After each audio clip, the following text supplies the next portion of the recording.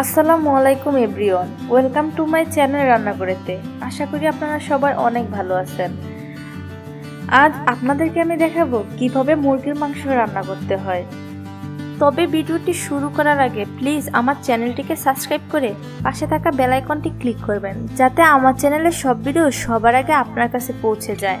তাহলে চলুন দেখে আসি কিভাবে মুরগির মাংস রান্না করতে হয়। এখানে আমি আমার পরিমাণ মতো মাংস নিয়েছি। মাংসগুলোকে আমি খুব ভালো করে ধুয়ে রেখেছি। এবার এর মধ্যে পরিমাণ মতো লবণ, হলুদ, মরিচ, জিরা, পেঁয়াজ কুচি, আদা রসুন বাটা, তারপর পরিমাণ মতো তেল দিয়ে ভালো করে মিশিয়ে নিয়েছি।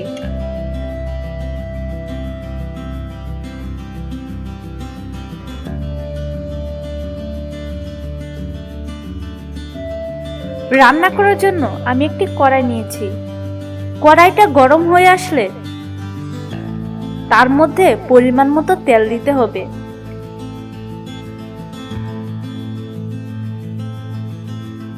তেলটা গরম হয়ে আসলে তার মধ্যে কুচি করে রাখা পেঁয়াজ দিয়ে ভালো করে এবার পেঁয়াজগুলো ভালো করে নাড়তে হবে। পেঁয়াজগুলো ব্রাউন কালার হয়ে আসলে এর মধ্যে তেজপাতা, এলাচ, দারচিনি, লবঙ্গ দিয়ে একটু ভেজে নিলাম। এগুলো ভাজা হয়ে গেলে এর মধ্যে আগে থেকে মিশিয়ে রাখা মাংসগুলো দিয়ে দিলাম।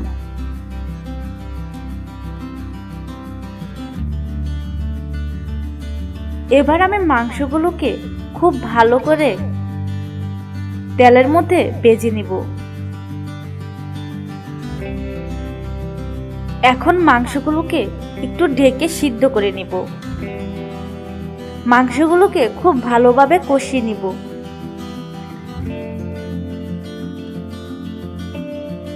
মাংসগুলো যাতে তলায় না লেগে যায় এজন্য আমি খুব ভালো করে নেড়ে চেড়ে দিব।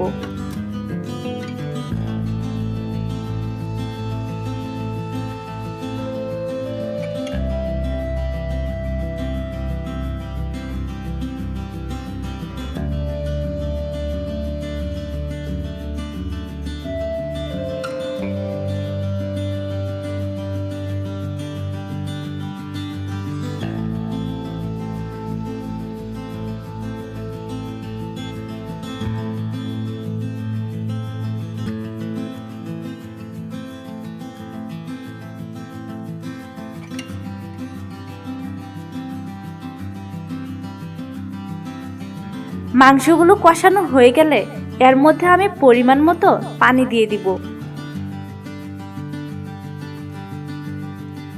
এখন আমি মাংসগুলোকে ঢেকে খুব ভালো করে রান্না করে নেব।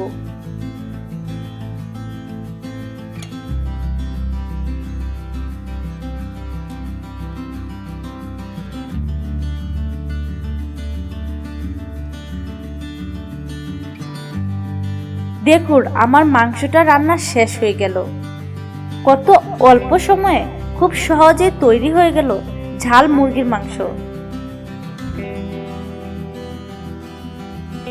দেখেই বুঝতে পারছেন রেসিপিটা ঠিক কতটা টেস্টি হবে। আশা করি আপনারাও বাড়িতে এভাবে রান্না করে খাবেন।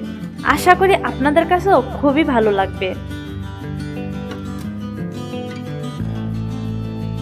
তো ভিউয়ার্স, রেসিপিটি আপনাদের কাছে কেমন লেগেছে তা অবশ্যই কমেন্ট করে জানাবেন। আর এরকমই সব রেসিপি পেতে প্লিজ আমার চ্যানেলটিকে সাবস্ক্রাইব করবেন। তাহলে আজকে এই পর্যন্তই। দেখা হবে পরবর্তী কোনো ভিডিওতে। সে পর্যন্ত ভালো থাকুন, সুস্থ থাকুন। আল্লাহ হাফেজ।